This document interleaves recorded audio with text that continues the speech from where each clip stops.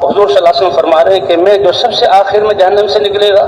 اور سب سے آخر میں جنت میں داخل ہوگا، میں وہ جانتا ہوں۔ ان میں سے ایک شخص وہ ہوگا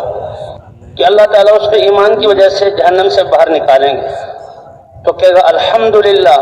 تمام تعریفیں اللہ کے لیے ہیں، اے جہنم تجھ سے اللہ نے مجھے پناہ عطا فرمائی اور چھٹکارا نصیب فرمایا اور میں نکل آیا۔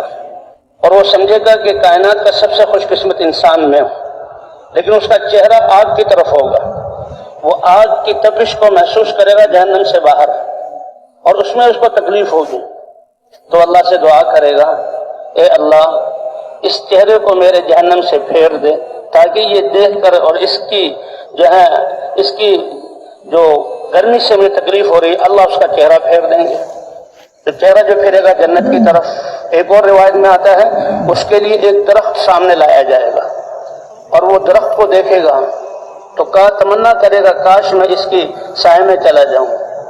تو اللہ سے دعا کرے گا اے اللہ آپ نے جہنم سے تو نکال دیا، اس کے عذاب سے مجھے نجات دی، بہت بڑا احسان کیا، مجھے اس درخت تک پہنچا دیجیے۔ اللہ پوچھیں گے اس کے بعد تو تم کوئی کچھ مانگو گے نہیں، جہنم سے میں نے نکالا ہے اپنے فضل سے، اس کے بعد تو کچھ نہیں مانگو گے۔ وہ عہد پیمان کرے گا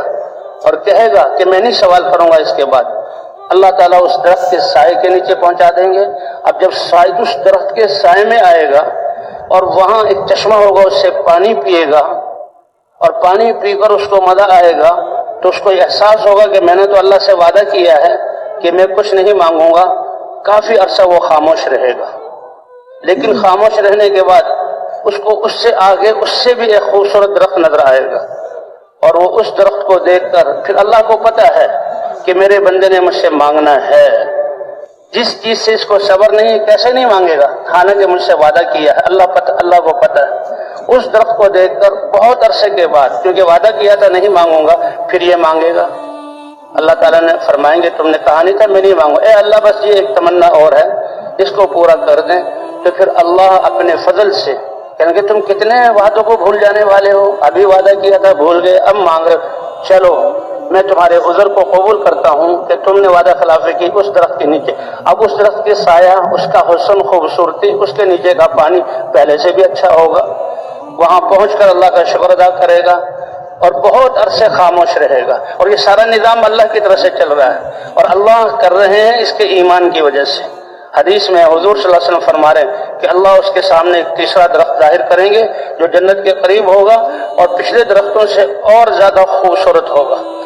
وہ کیا حسن ہوگا ہم اس کا تصور بھی نہیں کر سکتے۔ اس کے پاس جب پہنچے گا تو اور زیادہ راحت ہوگی، اس کا پانی پیے گا اور زیادہ اس کو مزہ آئے گا، اور اس کو یاد ہوگا کہ اللہ نے مجھ سے بہت عہد و پیمان لیا تھا، وہ خاموش رہے گا۔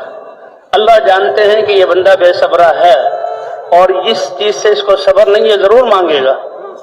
تو کچھ جب اچھا جنت سامنے آ جائے گی تیسرے درخت کے بعد، اللہ فرمائیں گے ہاں، پھر اللہ سے مانگے گا اے اللہ آپ نے اتنا احسان کیا، بس جنت کے سامنے مجھے کر دے، جنت کی طرف مجھے آگے کر دے۔ اللہ فرمائیں گے اپنے وعدوں کو بھول گیا، ابھی تو وعدہ کیا تھا کہ میں کچھ نہیں مانگوں گا، پھر مانگتے ہو، تو اللہ اس کے جنت کے قریب کر دیں گے۔ اب جنت کے مناظر کو دیکھ کر وہ اور بے چین ہو جائے گا، اور جنت کی نعمتیں، جنت والوں کے مزے، پھر کہے گا اے اللہ مجھے جنت میں داخل کر دے۔ اللہ پھر فرمائیں گے تم نے عہد و پیمان کیا تھا، پھر تم بھول گئے، کتنا جلدی تم اپنے عہد و پیمان کو بھول جاتے ہو۔ تو جب وہ جنت کو دیکھے گا اللہ فرمائیں گے، بہت ساری روایتیں ہیں اور ہر شخص کے لیے الگ الگ حالات ہیں۔ ایک میں یہ بھی ہے کہ جو ہے تم نے جنت کو دیکھا، تم دنیا کے بادشاہوں میں سے کسی ایک بادشاہ کے ملک کی طرح تم مجھ سے مانگو،